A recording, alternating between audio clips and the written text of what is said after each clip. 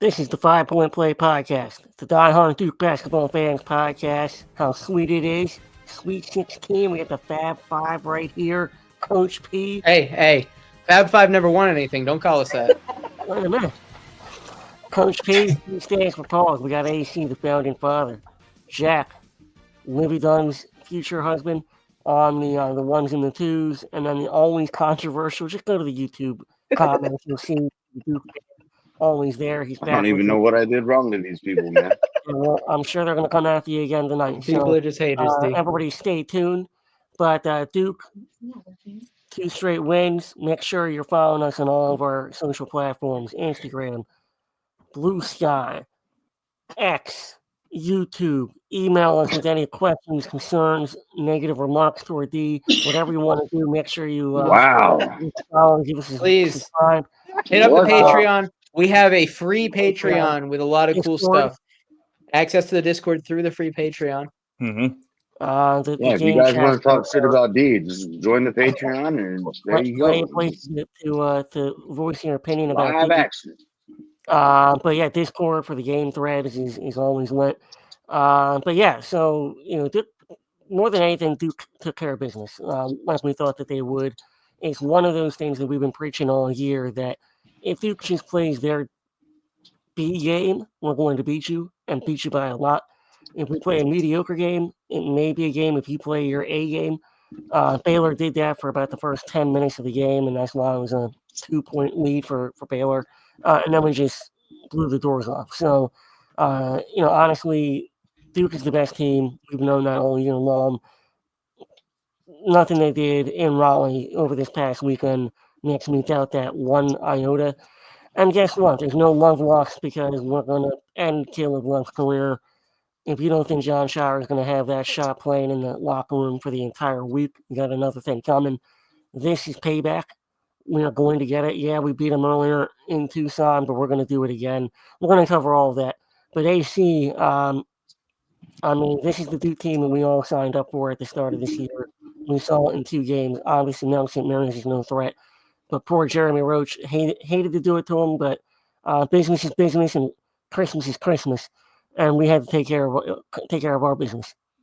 No, absolutely right. I mean, it was good to see and a team just kind of dominate teams they're supposed to dominate. And I mean, to say we're supposed to dominate Baylor the way we did is, I think that's you shouldn't expect that. You shouldn't expect a team that was in the top 25 in the NET rankings and everything else in Baylor for most of the season. I think they ended up dropping to 30 right before the tournament.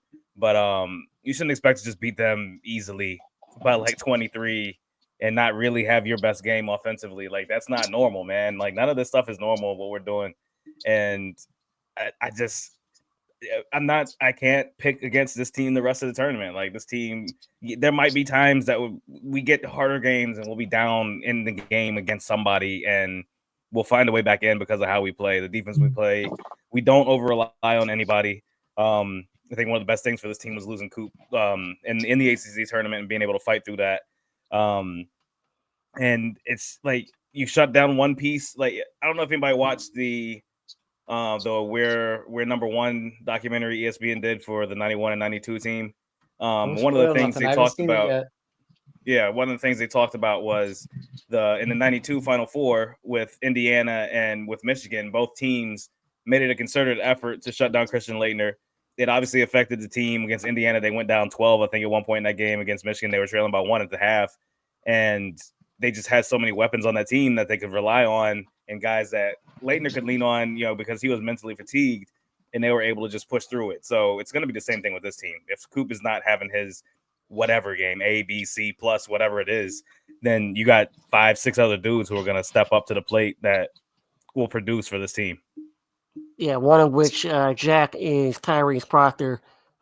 I mean, dude is on a historic heater right now. I've heard rumors that Tyrese Proctor is just Australian for Steph Curry. They seem to be true. I mean, that's Olympic Steph Curry. The stuff that he was doing in Raleigh, that was electrifying. And my favorite shot was my favorite shot for 17. It was 13 of 16 from 3. I want to say. So I think he went 6 of 8 and then 7 of 8, or yeah, that's was he 7 for 8? 7 of 8. He was 9 of 10 from the field. He was 9 of 10 from the field, 7 of 8 from 3. Tournament, he's like 25 points. I think he's second to last 3 beyond a heat check. I got no words to describe it. Like I was posting on social along the way, just like Tyrese Proctor. Wow, you can't be serious. This is insane shot making. And this is a guy who like was projected as a lottery pick going into his sophomore year, had an awful year, ended up coming back for his junior year, and has talked his way up from like maybe a late second into very, very possibly being a first round pick.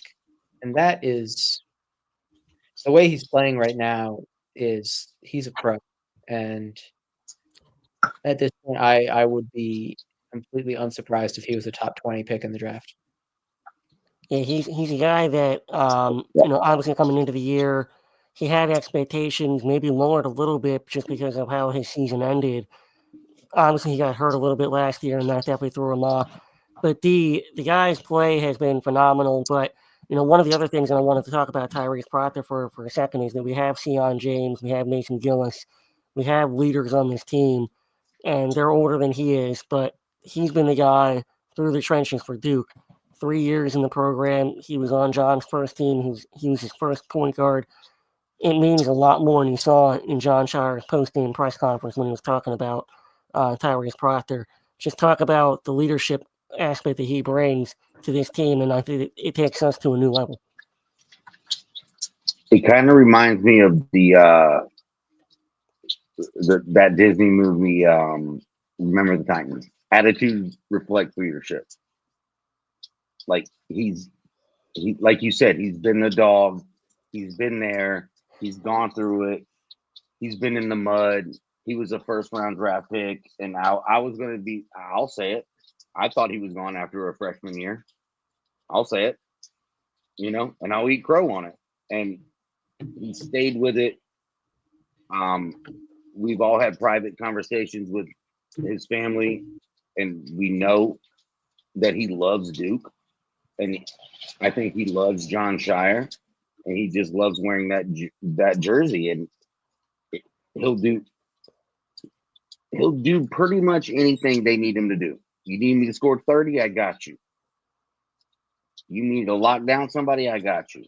Like that's Tyrese, and he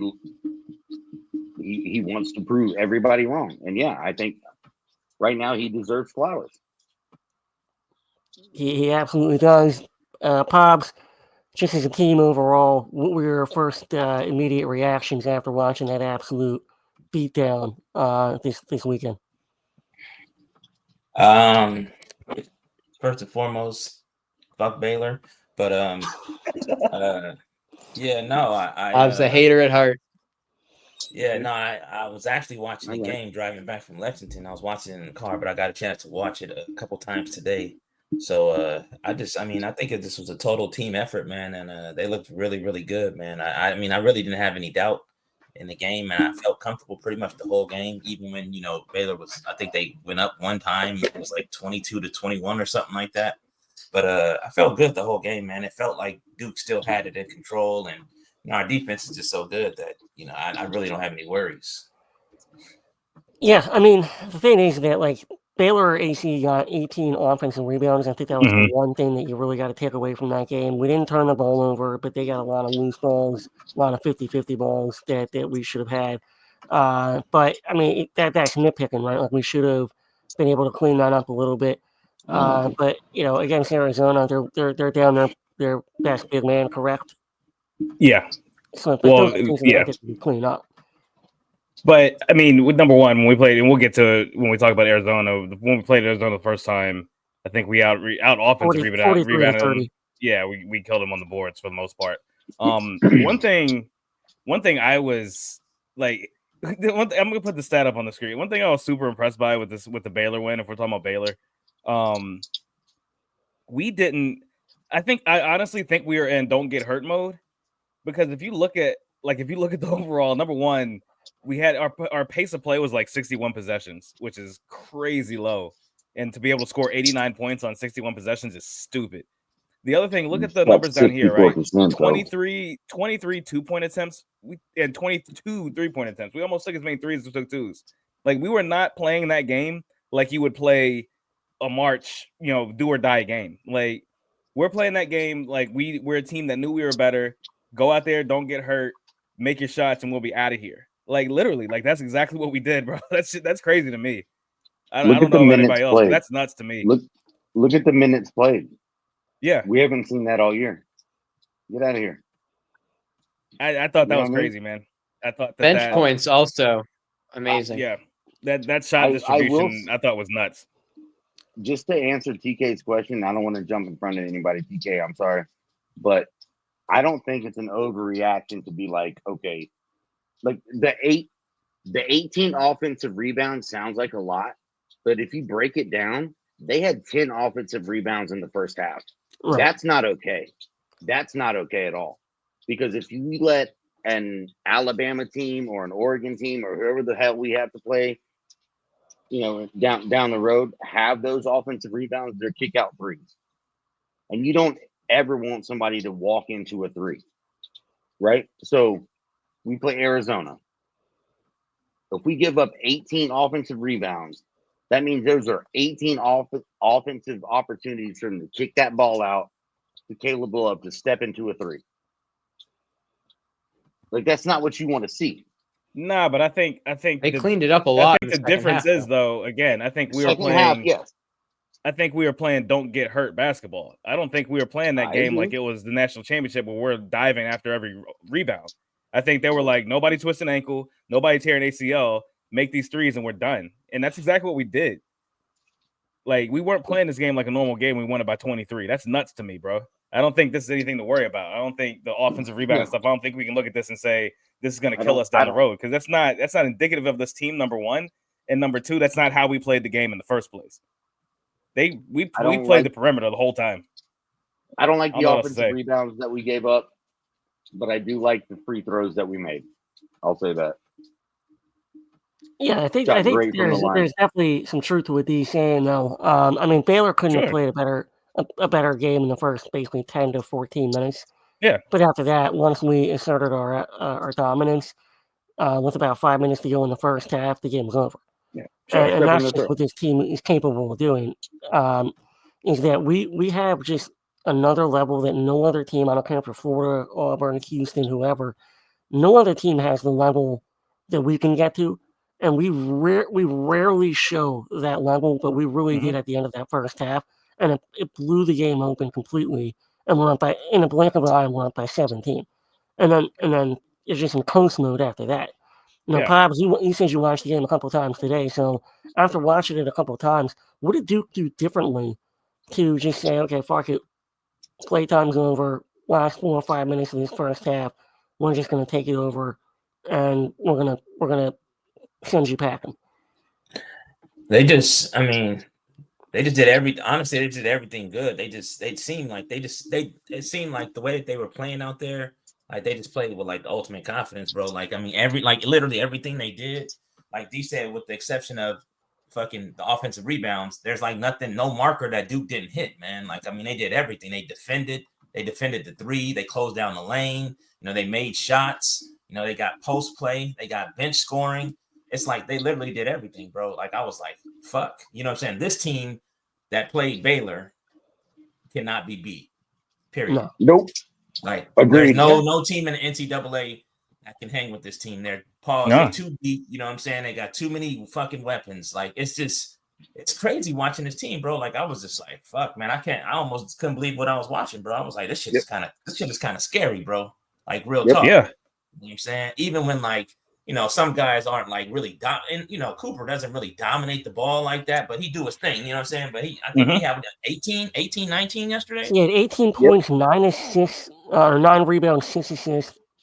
I mean, it's the crazy part about it all, though. That shit was so quiet, bro. Quiet. Yeah. He did that shit quiet. Yeah. You know what I'm saying? He just like kind of casually, like I was looking at the box score after the game. I'm like, oh wait, he had how many points? Because he had 13 at the half, right? Crazy. Right. But it was so crazy. I think he had 7 or 8 at the half. No, he had 13 because he was in that run, yeah. Right. That run was when I looked down. That one pass right there from Foster had that been higher up, like towards the chest, that would have been a top 10 play of the year. Top 10 play of the year. And you know the crazy part about it though. Go ahead, Pops. The crazy part about it, right, is like we getting all these guys that's just stepping up. Like Foster is playing well, Big Pat is playing well. Guess who's not playing well? Isaiah. Yeah. Guess what happens if he starts playing well and all three of those other guys play well? It's over. Bro, like, come on, man. That's what I'm saying, bro. Like what team can hang with this team, bro? We just got too much. Right. Pause. I ain't even gonna front. You know what I'm saying? We got too much for everybody, man, right now. And it's just like it's curtains, bro. But go ahead, Jack. I really think this was Duke's most complete game of the season. For sure. All things considered. 100%. Yeah, offensive rebounding in the first half was an issue. They cleaned that up in the second half. This was by far Duke's most complete game of the season. It was against a top 30 team by basically every metric, and they blew them out of the water. For sure. I want to say, Pobbs, on that Isaiah Evans point, I was actually thinking about that this morning, is that he really hasn't had an Isaiah-type game in a few. And so, he's pissed. And like we've said all year, all he has to do is see one drop, and then it's over. Because once he sees that first one go in, it's over, right? So, I mean, look out in Newark, because he wants his time. He wants his moment. And I feel like that's going to happen, because he just watched Tyrese Proctor go 7 of 8 and 9 of 10 from the floor in a game against Baylor. Like, it's, believe me, pause, it's coming. Isaiah is ready to go. Yeah, nah, you right. You right, pause. You right, you caught it. Yikes. Nah, pause. That was a pause too. But nah, it was funny though, man. I was, talking a little somebody and shit, and they were telling me, how frustrated he is, you know what I'm saying, about the situation, about he can't make a shot. Right. So, and that's the good part about, what Isaiah got going on, man. He got some really, really solid people in his corner, man, that give him like the best advice. It's not like just shoot any fucking way. You know what I mean? Like no bullshit like that. It's like, play your game. Play your game. You're a part of a team. Be a part of the team. Fucking, if you can't make a shot, go fucking cheer for your team. You know what I mean? And that's what you see going on. You know what I mean? And like these guys are connected, bro. They're connected as hell, bro. And it's really positive to see, man. Like just how connected these guys are, bro. And like I said, man, I'll keep saying it, man. I just don't see them losing unless they just fucking play some. I was about to say some crazy. If they just play ass, bro. Like you know what I mean? Like and to be real, Duke can be beat. They can, but it's gonna be fucking hard to beat guys. Because one thing that's not gonna ever slack is their defense. You know what I'm saying? Right. But even if they aren't missing shots, bro. I mean, even if they are missing shots, like I don't know what game that was where they missed like fucking 12 shots in a row, 13 shots in a row. Yeah, they still held motherfuckers on defense. You know what I'm saying? And that's what they're gonna do. That's always gonna be a constant with Duke, bro. And that's what you know what I mean. And shout out to Man, bro. Like he had a pretty dominant performance, man, on defense, bro. Not just blocking shots, but just deterring shit at the rim and just you know what I mean. Just not having people wanting to go to the basket, man. It just was big for Duke, bro. Yeah, I do want to say one thing, and I'll let it. Yeah, go ahead, dude. No, I just want to say how tough this team is mentally. Like I bitched all last season about how soft mentally that Duke team was, whining and just like you had a bad attitude, and I'm just gonna bitch about the ref, and I got a foul, like I'm gonna pout. Like no, you don't see that from this team. There's not one dude on this team who's gonna hang his head. Not one dude. And if you're on the bench and you ain't played a single second, you're the first dude off the bench clapping after a dunk or a three or a block. Like, you know what I mean? Like, there's no whining, there's no complaining, there's no pussy shit. Like, that was probably offensive to somebody, but there's no pussy shit. There's no pussy Bruce shit. Pearl can say it, you can say it. And I'm gonna ask all four of y'all. When is the last time you could look yourself in the mirror and be like, this Duke team is not bitches. Like they've got attitude, they've got toughness. It's been a minute. The Palo Squad. 2015? I would say the Palo Squad. I think the best part is that if anybody is hanging their head or not playing that type of game, what I love about this team is that they're not afraid to get in each other's faces and hold each other accountable. And they always respond. Yeah. They always respond. But AC, I know you wanted to chime in on what Pop said.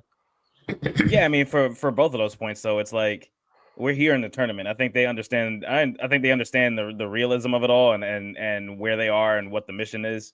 So anybody who's worried about some kind of letdown because we're beating everybody's ass, like stop. Like you don't need to worry about that. Stop putting the Duke PTSD that we've had from the past on other teams on this team because they're not the same. They're not the same, so don't do that to them. But what Pops was talking about, especially with like Isaiah Evans, right? Like we're saying, like he's due any minute. Maybe he's not. Maybe Isaiah doesn't hit another shot the rest of the season. The thing about that, though, is that if you watch how teams are playing him, the minute he steps on the floor, somebody's in his jersey from the time he walks from the bench to the time he goes to the other end of the baseline. Like so now you're taking away one of their pieces on defense completely. Like you have somebody literally face guarding this dude 35 feet away from the basket. All that's doing is spreading everything out for the rest of the squad. Like it's nuts, man. Like you saw what Baylor did with Khan. How hard they defended Khan, and he had nothing essentially that first half because he was being completely face guarded in his jersey the entire first half. Cool, that dude was gassed, and then the minute they had to step off of Khan, you saw what he did in the second half. He just started doing the easy Khan scoring that he does, like and facilitating everything else that he does. So, I mean. Like we keep saying, good luck, man, because you can have that game plan. We're gonna take Coop out, we're gonna take Khan out, we're gonna take Isaiah out, whoever, and then there's just another dude who's gonna score on top of it. There's another dude on the offense. There's another counter on the offense from John Shire. Whether it's the Giants that we have in the middle, shouts to Pat Ngongba, who now is giving us that post presence that we want on the interior. Kaman's playing off of that as well. We still haven't really run shit for Kaman. Like we hadn't run any lobs for that fool probably since. Since the first half of the championship game in the AC tournament, maybe like we haven't. Yeah, one. Yeah, I think he had one. He had a really good one. Yeah, one or two yesterday. That's a great point. Right, but yeah. But I mean, like yesterday against or Mount St. Mary's, he's shooting threes. He's out there goofing, like you know what I mean, like and producing. He was 5 for 5 against Mount St. Mary's. Like I don't know, man. Like I know fans are like Duke's overrated and stuff, and they can be like that from other teams. But I know your fans, your favorite coach and your favorite team. Is watching Duke tape like what the hell are we gonna do?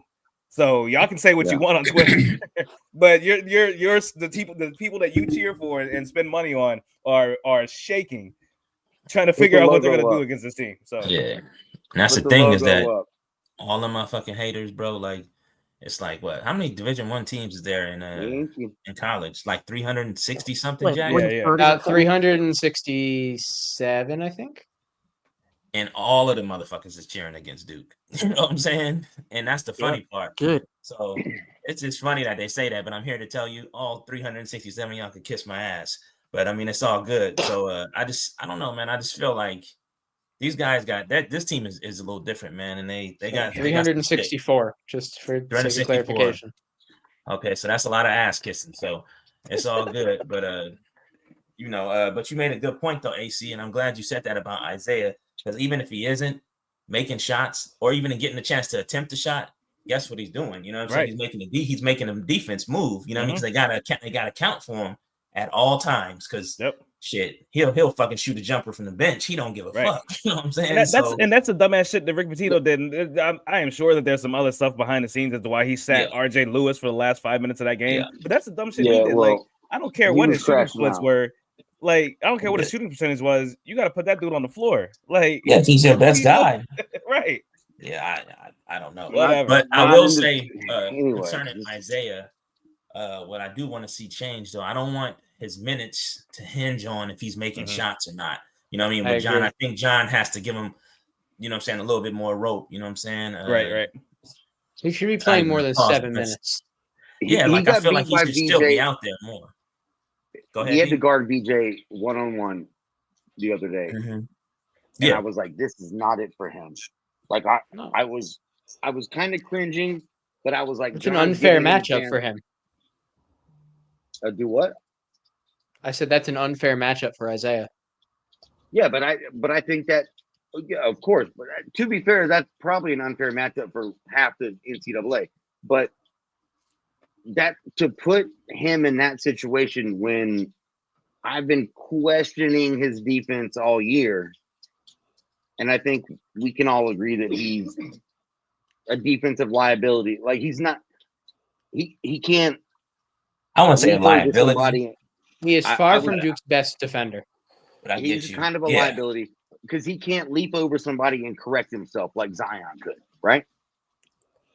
I mean, not many people can though. No, I mean, I think he's I look. don't know. He has I don't improved know. his positional defense, but I think you are correct. He is one of the worst. He's one of the worst defensive players on his team. That's saying a lot, but that doesn't mean that he can't be on the floor. But maybe he can't be on the floor in that matchup. Maybe against VJ Edgecombe, he can't be on the floor. You're That's putting him on VJ.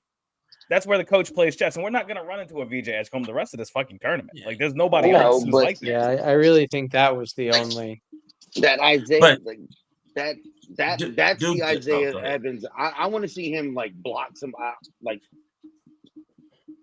pin somebody shit on the rim.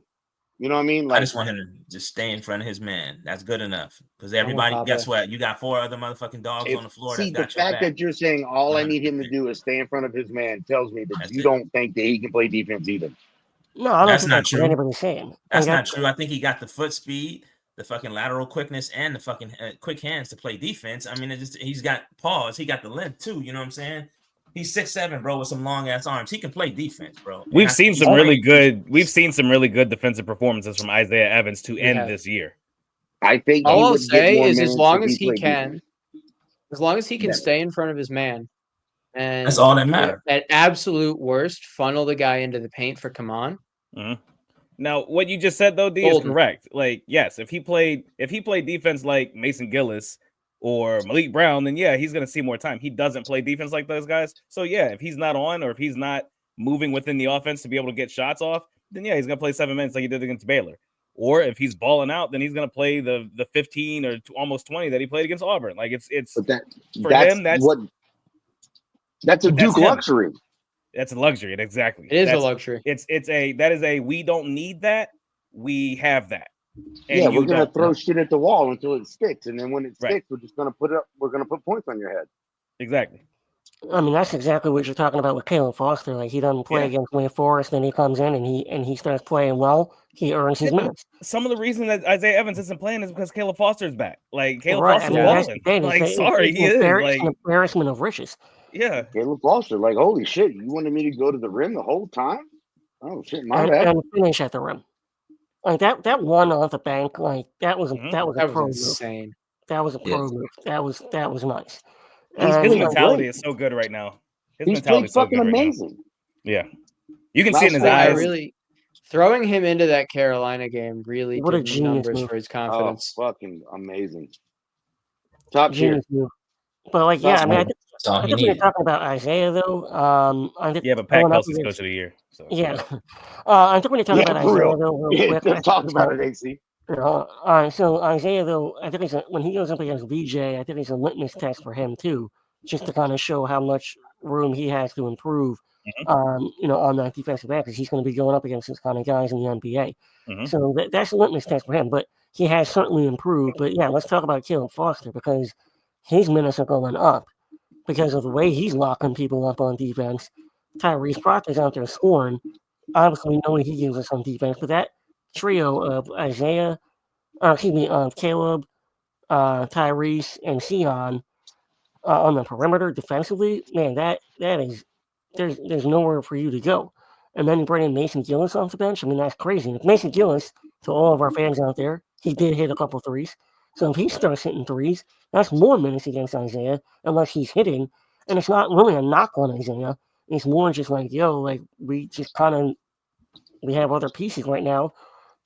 But if you come in here and light it up like you did, stronger and faster. Yeah, go ahead, D. No, I was saying bigger, stronger, and faster than Isaiah right now. Like, he's a fucking 25-year-old man. I wouldn't say faster, but he's bigger, stronger, and more consistent at the moment. Laterally, I don't know. On defense, lateral defense, I think he's a little bit quicker. I mean, he also is a different position. He's just a smarter defender, man.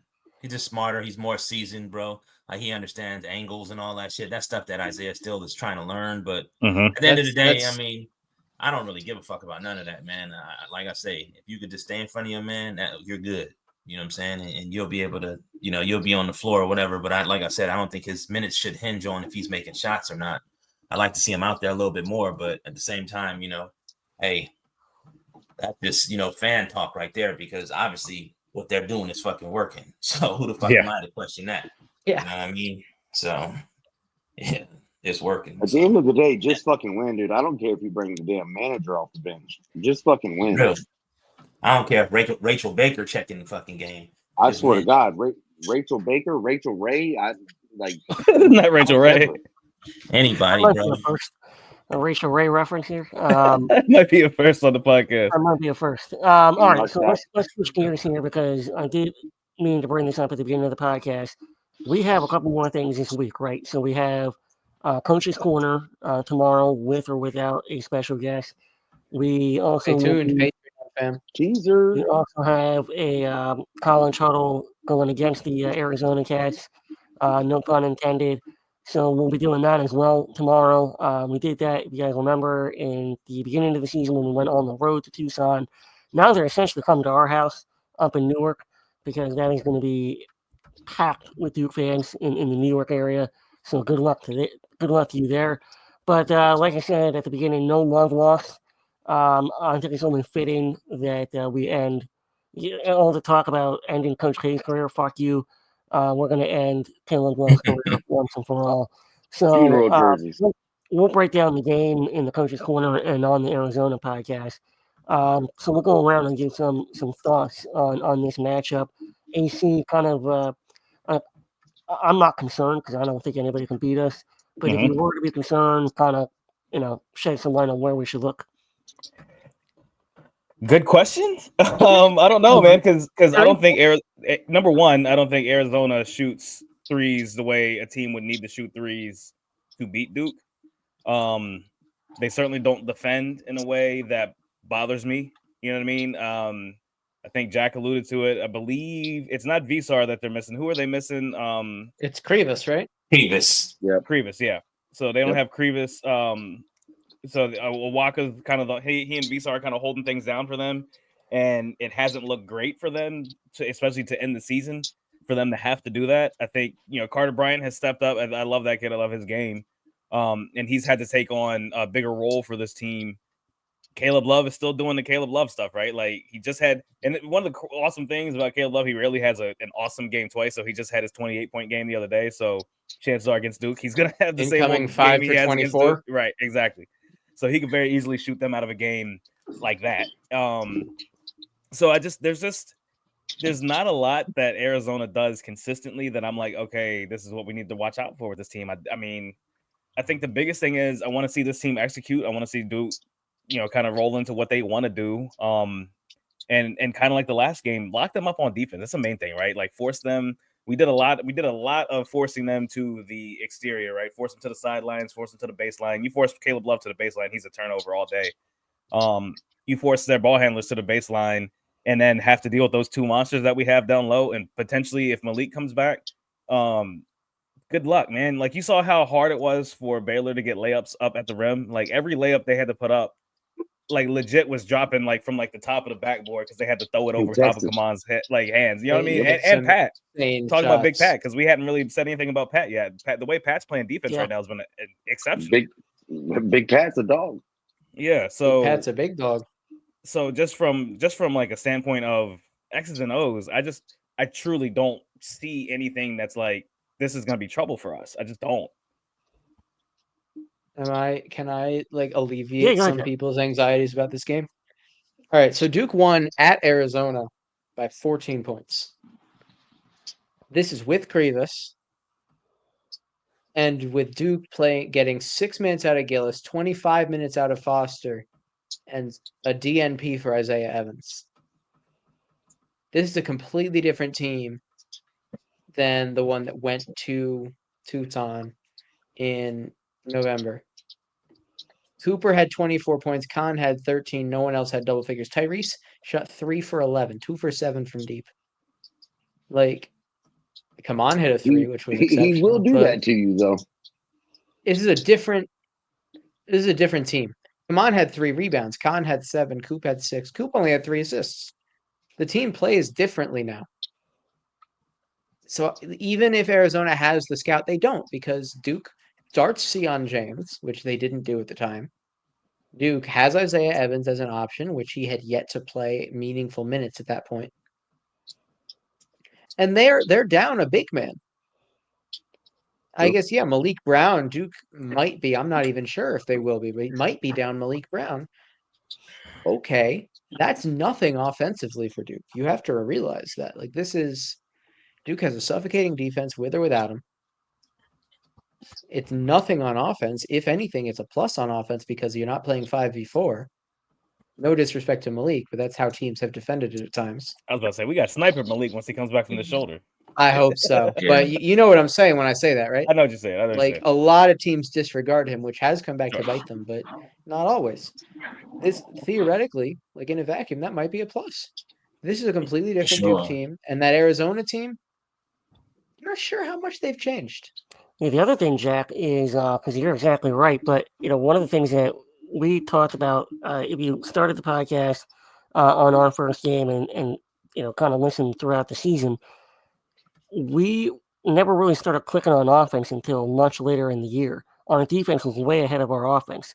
Now that our offense has caught up and potentially surpassed our defense, which is scary, like that's why we're top 4, top 2, top 3 in all the metrics in both offense and defense. I will add on what you just said, CK. That game, Duke didn't even score 70.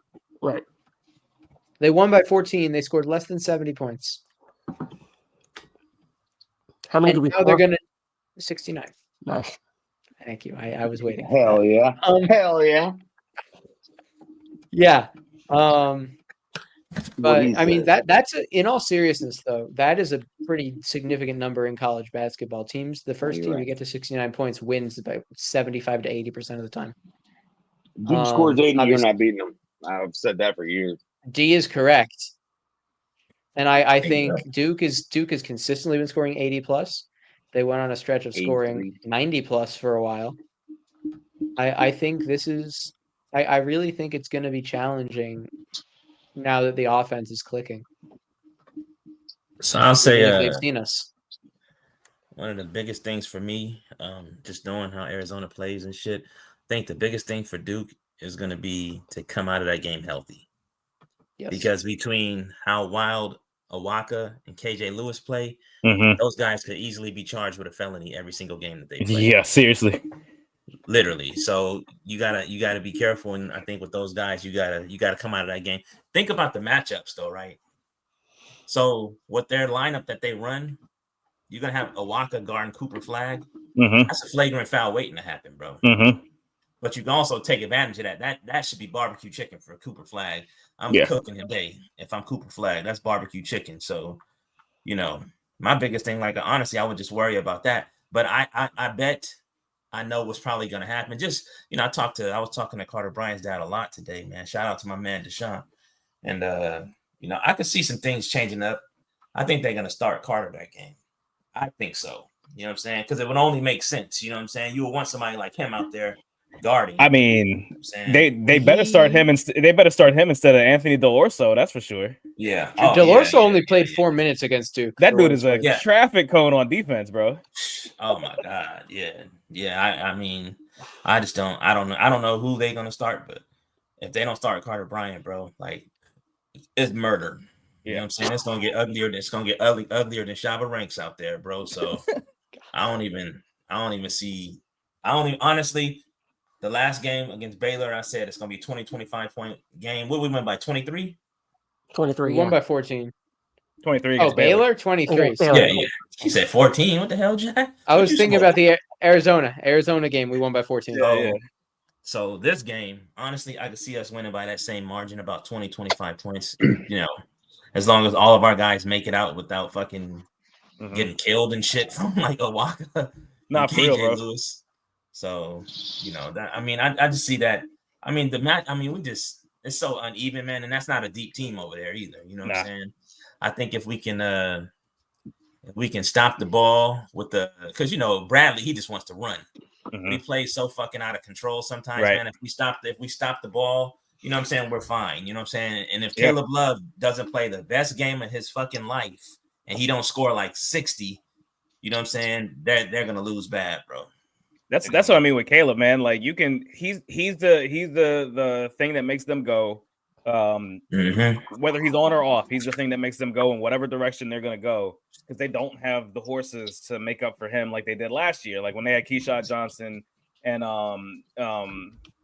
Larson, Pele Larson, those dudes could make up for the Caleb Love bonehead shit. Like this year, they don't have somebody who can make up for his bonehead mistakes, and we're gonna employ the same game plan we've employed against him since the sweep against UNC a couple of years ago, since we played them last year, since we played them this year. He's had bad games in every single one of those games, and the key is forcing him to the sideline, force him to the baseline. Don't let him get middle of the lane. You do that, he's toast. Like there's nothing for him, and then he's gonna jack up 28-foot threes, and it's done, bro. Like I don't know, man. Like I ain't worried about this game. Yeah, nah, I feel you on that. And honestly, like if they're like, so as a starting lineup, they run Bradley, Love, who the fuck plays? They have been starting. See, they have been starting Del Orso. Right? He's been cut off the bench. Him and Carter have been coming off the bench. They've been starting Townsend and Del Orso. Well, this ain't the game for fucking Del Orso. Yeah, I forgot that they have Townsend or Trey Townsend. So they got a little bit of depth. You know what I'm saying? But pause. I think they still too small though. They play 7, or I guess they play 8 with Visar. Yeah, they still too small. Yeah, Visar still gets a lot of run, doesn't he? Yeah, he gets a lot of run, more than he should. But who the hell he gonna guard? I know, that's what I mean. It's here's the thing about guarding. It doesn't matter if you're guarding anybody if you give up 18 fucking offensive rebounds. It matters if you can't guard nobody on the block. You know, that means you can't rebound. I know you're stuck on the rebound thing. That's not gonna happen in this game. Like, and if it does, we're still gonna win by 20. But it's like I don't think that's a problem. That's not a problem for Duke. It hasn't been all season. So I think you're worried about it for no reason, honestly. That's fine. I get it. I get the schematics about giving up offensive rebounds. I also get that this Duke team doesn't do that. So that's like you saying, oh, if we turn the ball over 25 times, we're going to lose a game. Well, guess what? This Duke team doesn't turn the ball over any more than 10 times a game. So you can say we can turn the ball over 50 times and we lose a game, and it's not going to happen. So you can say that we're going to get out-rebounded by 18 against Arizona State or Arizona, and it's not going to happen. That's not going to happen this game. So bring the hypothetical up. That's fine. That's one way for them to beat us. Sure. If that's how you think they can beat us, then sure. They got to out-rebound us by 15 plus. Good luck to them to do that. They're not going to be able to do that with a walk on the bench with foul trouble and Visar on the bench with foul trouble and whoever else they put on the floor in foul trouble. They ain't doing that. They don't have that type of team. They don't have that kind of juice. They don't have a Norchad or me. I think Cooper's going to have a big game though, because at his position, it's just a fucking mismatch all the way around, bro. Like no matter who you put in on, you know what I mean? Townsend, fucking Visar, Owaka. I mean, that's barbecue chicken, bro, all day.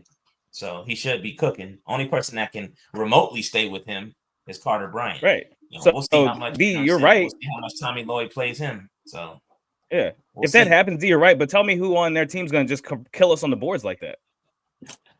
I think only person who's capable of killing us on the boards is Waka, but I see him playing limited minutes because he's going to be on the floor. He's going to have 4 fouls in the first 2.5 minutes. Yeah, I was going to say I see Waka getting a lot of fouls very quickly. The Baylor game, it was a lot of slap out, like lazy. I'm going to bend over at the waist and give up offensive rebounds. It was what it was. I want to say Waka had like 17. And I'm just saying, like that's what Caleb lives off of, dude. Like he steps into. So are you picking them to beat us then? Yeah, dude, that's what I'm doing. I'm asking. I'm beating the people in the YouTube comments before they get to you because they're gonna come for you. I'm asking. Dude, they just want to beat me. That's fine. I'm asking, man. I'm setting you up. I'm asking. By the way, like that is a fundamental flaw. So then that's the equation to beat Duke then is offensive rebounds. Duke has not done all year to give up 18 fucking offensive rebounds. So is that trending or ending? Is that something that you see is going to happen to Duke the rest of this tournament? You're doing it in the tournament, so it's a little scary for Dustin. That's all I'm saying. I'm going to be honest with you. I think that the biggest thing there was Norchad Omier, who averaged 4 offensive rebounds per game, is just a really good offensive rebounder, and knowing that he is undersized. No, but knowing that he's undersized, he had a lot of those tap outs. And that's what he was able to do over the guys who had the height advantage was, okay, I can get in position. I can kind of like tap the basketball back out to my teammates, and then they can do something with it as opposed to just going up and grabbing the basketball, pulling it in. Though, I mean, yes, I see what you're saying, but that wasn't the. If you watch that whole game, and Bob, you said you watched it multiple times, right? Yeah, today. Those offensive rebounds weren't tap outs. Those were lazy ass motherfucking I ain't getting to the ball rebounds. So there was a lot of that with Gillis.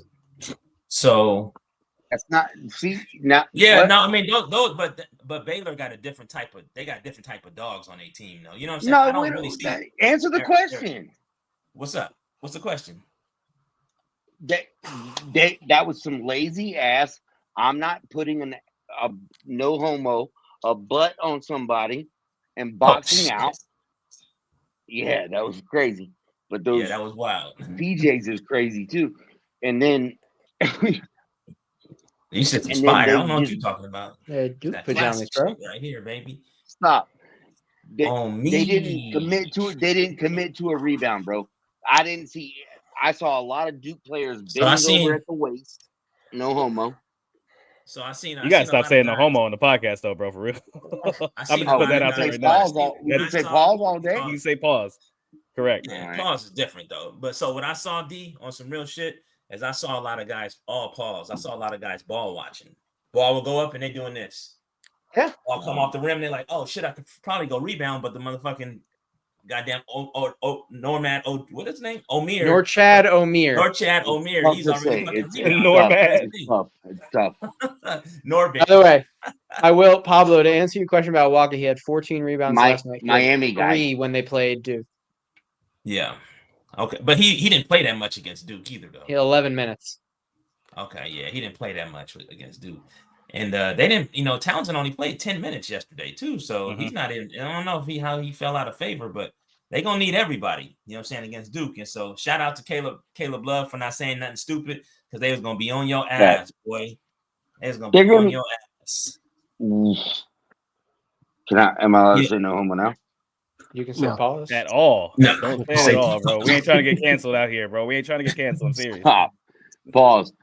Hey, if you give up 18 offensive rebounds to Arizona, they're going to be tip outs and they're going to be flushes to damn Caleb Love for just step in threes, and they're going to be from center court. And that's what you don't want as a Duke guy. If Tyrese Proctor is there boxing Caleb Love out like he should be, I don't care. I agree with that. Threes. I mean, that's not you definitely don't want him to step in and shoot no fucking. You don't want Caleb Love to step into a three. We have talked about this before, and this is not something that happens to Duke in general. Yes, it happened against Baylor. I'm telling you right now, that team did not play. You're right. I don't think they didn't. If I don't want to call it, I'm not going to call it lazy, but they did not play. They weren't going out. They weren't hunting a national championship in that game. They weren't. Like we took 23 twos. You know what I mean? Like we lived on the free throw line. We got fouled out on the perimeter. We shot a bunch of threes. We had 23 2-point field goal attempts, 22 3-point attempts, and 23 free throw attempts. 23, 22, 23. Like we played that game on the perimeter. Like and at Cameron and in the Final Four. So sure he did. And we beat him. And we're gonna end his career 3 other times too. So I don't know what else you want. Like, but he had about help, Caleb Love, then be right and pick Arizona to beat us, bro. I don't know what else to say. I have no what else to say. If you're that scared of Caleb Love, if you're that worried about Caleb I'm saying Love, don't give up offensive rebounds. I didn't say I'm afraid of Caleb. I don't think they will. I don't think they will. Honestly, I think Arizona's rebounders are very different from Baylor's rebounders. And I am saying it's not probable that Arizona is going to do that to us on the boards. So if we're talking about probability, for probability's sake, because we can't tell the future if Duke is going to come out lazy or not, probability's sake is Arizona ain't beating us like that. If you want to talk about a team that could do that to us, talk about Alabama, talk about Auburn, talk about Florida, talk about A&M. Arizona's not that squad. I don't even think But if they do that, you're right, D. Then we could lose by 50 if they do that. Like you're right. Like if Arizona does that, like whatever. But I'm with Pablo. I don't see it. Even if they out rebound us, bro. Even if they get 20 offensive rebounds tomorrow, I just don't. No, I'm not saying I don't see what you're saying, D. I'm saying I don't see us losing. I don't either. I'm just saying, if you give up 18 offensive rebounds, that's an issue. Yeah. So if they give up 18 offensive rebounds against Arizona, you think they're gonna win? I'm asking you a question. You want us to answer your questions? You got to answer the question too, bro. Hell yeah.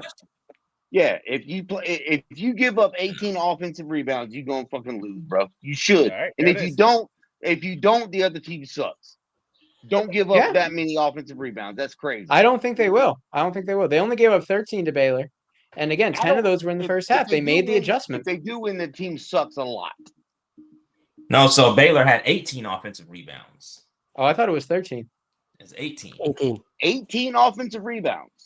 And they won by 23. Like, what are you saying? All I'm saying, y'all asked me what I thought. Yeah. But and it's gonna be the same with Arizona, because I don't even think Arizona has the. So we're gonna give up 18 offensive rebounds to Arizona. If we do, I don't think we do. I don't think we different team. I sure fucking hope not, because that's embarrassing. So the thing, okay, I mean, you call it what you want, but I mean, I still think we're gonna win by 20 plus. You know what I'm saying? And I don't think that. And the key thing is with all this shit is that Arizona don't have anybody that rebound outside of their area. You know what I'm saying? Sure Duke's giving up 18 rebounds all season. Baylor does. I think you stuck on that part, but that part, I mean, I think everything else we do, you know, we're straight. What you just said, D, is why I don't think it's going to be a problem. But you're right. If it happens, then it could be a problem. But like you just said, Duke hasn't given up 18 offensive rebounds all season. So why would we all of a sudden start doing that now? I don't know. We started doing it in the tournament. So it happened in one flustered. It happened in one game, and that game, for the most part, was out of hand. Do you take the entire season of this team and throw it away because of this one game, or what? That's what I'm trying to figure out. It's not a 3-game tournament here, AC. This is a one-and-done situation. Which is why I take Duke any other time over anybody else in the nation, especially getting 18 rebounds on somebody. I ain't worried about that shit. Y'all asked me the question. I simply answered it. You're right. Okay. You're right. And we're going around in a circle here. And really, we are. It doesn't make any difference. We're going to break it down. We got Coach's Corner. We got us going on the road again. Maybe they're going to join our podcast. I don't know. We're hosting this one. Either way, it's the Arizona podcast tomorrow. So we'll join them as well and get their take on it. But the reality is that this team has shown all year long that we can make adjustments. We can do that at half. We can do it in the next game. We will do it again. The best part about this team is how consistently we get better. And we are going to do that again. Arizona has no shot in this game. None. They do not have a shot. No. They're going to get beat. It's going to be 87-68 as far as your boy TK goes. Jack, give me a score. 79-52.